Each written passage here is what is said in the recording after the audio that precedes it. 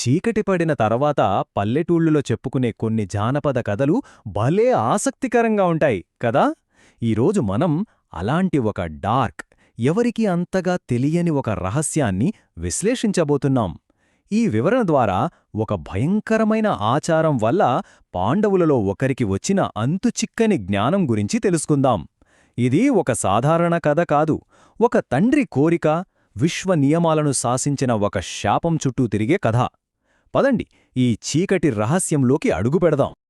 మహాభారతంలో సహదేవుడు అనగానే మనకు వెంటనే ఏం గుర్తొస్తుంది? జ్యోతిష్యం, అలాగే అద్భుతమైన కత్తిసాము. సాధారణంగా ఇవే కదా. కాని దక్షిణ భారత, ముఖ్యంగా తెలుగు జానపద కథల్లో మరో విభిన్నమైన యాంగిలుంది. ఒక భయంకరమైన ఆచారం వల్ల అతనికి సర్వజ్ఞానం ఎలా వచ్చిందో చెప్పే కథ ఇది.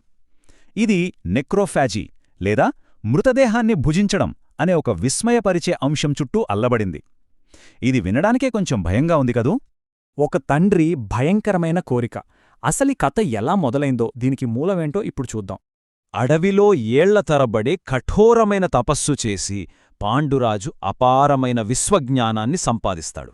ఆ జ్ఞానం తనతోనే అంతరించిపోకూడదని ఆయన తపిస్తాడు. మరణశయ్యపై ఉన్నప్పుడు కొడుకుల్ని పిలిచి ఒక భయంకరమైన ఆజ్ఞ ఇస్తాడు.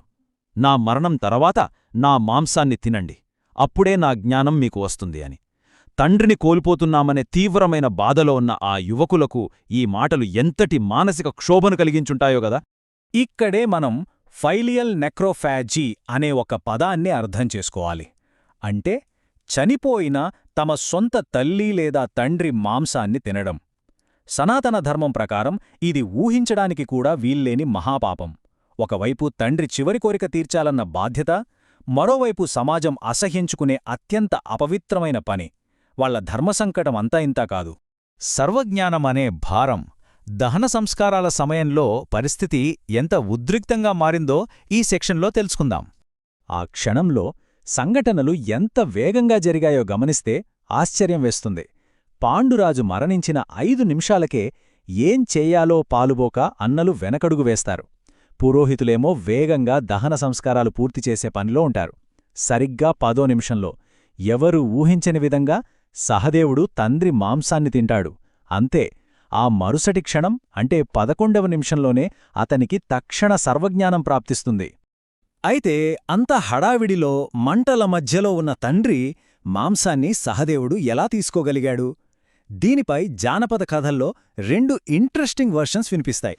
మొదటిది, చితి మంటల్లోంచి కింద పడిన ఒక చిన్న మాంసం ముక్కను కొన్ని చీమలు మోసుకెళ్తుంటే ఆ చీమలను సహదేవుడు తిన్నాడని అంటారు. రెండవది, మృతదేహం పూర్తిగా కాలిపోకముందే ఆయన చిటికెన వేలును భక్షించాడని కొన్ని కథలు చెబుతున్నాయి. విధానమేదైనా ఆ నిషేధించబడిన పని మాత్రం వేగంగా జరిగిపోయింది. ఆ చిన్న మాంసం ముక్క లోపలికి వెళ్లగానే అసలు ఏం జరిగింది? అప్పటివరకు ఒక సాధారణ యువకుడిగా ఉన్న సహదేవుడికి గతం, వర్తమానం, భవిష్యత్తు అన్నీ ఒక సినిమా రీల్లాగా కళ్లముందు కదలాడటం మొదలైంది.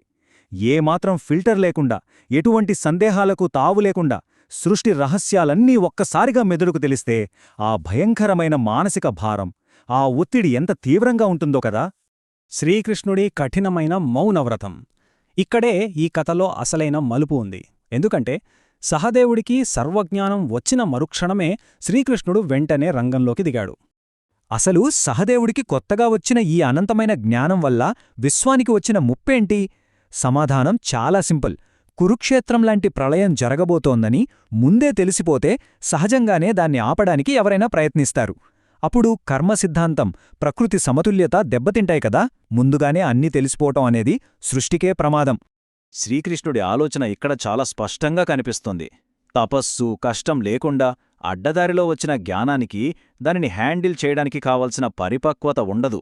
జీవితాన్ని అనుభవించి తెలుసుకోవడానికి ముందుగానే ఒక ఇన్ఫర్మేషన్ లాగా తెలియడానికి చాలా వ్యత్యాసముంది. అనుభవం లేకుండా వచ్చే అపారమైన శక్తి చేతిలో ఉన్న బాంబులాంటిది.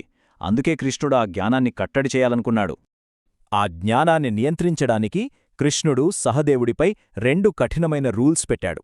ఫస్ట్, సహదేవుడు తనంతట తానుగా ఎవరికీ భవిష్యత్తు గురించి ఒక్క మాట కూడా చెప్పకూడదు. సెకండ్, ఒకవేళ ఎవరైనా సూటిగా ప్రశ్న అడిగితే దానికి సమాధానం చెప్పకుండా తిరిగి వాళ్లనే మరో ప్రశ్న అడగాలి. ఇలా భవిష్యత్తును ప్రపంచానికి తెలియకుండా దాచిపెట్టేలా కృష్ణుడు సహదేవుణ్ణి ఒక కఠోరమైన మౌనవ్రతంతో బంధించాడు. జ్ఞానం తెచ్చిన విషాదం. ఇది ఈ జానపద కథలోనే అత్యంత ఎమోషనల్ పాయింట్. అపారమైన జ్ఞానమున్నా ఒక మనిషి శాపగ్రస్తుడిగా ఎలా మారాడో ఇది మనకు తెలియజేస్తుంది. సహదేవుడి అంతర్గత సంఘర్షణ ఒకసారి ఆలోచిస్తే మనస్సు కదిలిపోతోంది. అతనికి ప్రతీదీ స్పష్టంగా తెలుసు. జీవితంలో ఏం జరుగుతుందో, ద్రౌపదికి ఏ అవమానం జరుగుతుందో, కురుక్షేత్రంలో సొంతవాళ్లు ఎలా చనిపోతారో ముందే తెలుసు. కాని ఆ బలవంతపు నిశ్శబ్దం వల్ల కళ్ళెదుటే అన్నీ జరుగుతున్నా ఏమీ చేయలేక నోరు మూసుకునుండిపోవాలి. సృష్టిలోని సర్వస్వం తెలిసినా పళ్ళు కొరుక్కుంటూ ఒక మూగవాడిలా ఉండిపోవడం నిజంగా ఎంతటి నరకమో కదా. ముగింపుగా ఆలోచింపజేసే ఒక అద్భుతమైన ప్రశ్న. నిజమైన జ్ఞానమనేది కేవలం ఇన్ఫర్మేషన్లాగా మెదడులో నింపుకోవడం వల్ల వస్తుందా, లేక ఆ జ్ఞానాన్ని సరైన సమయంలో సరైన విధంగా ఉపయోగించడానికి అవసరమైన జీవితానుభవం వల్ల వస్తుందా? పాండురాజు తన కొడుకులకు మేలు చేయాలనుకున్నాడు, కాని అది సహదేవుడి పాలిట తీరని వేదనగా మారింది. అనుభవం లేని అధికారం, పరిపక్వత లేని జ్ఞానం ఎప్పటికీ శాపమే అని ఈ కథ మనకు బలంగా చెబుతోంది. సరే, ఈ లోతైన ఆలోచనతో ఈనాటి ఈ విశ్లేషణను ముగిద్దాం. మళ్ళీ మరో ఆసక్తికరమైన అంశంతో కలుద్దాం.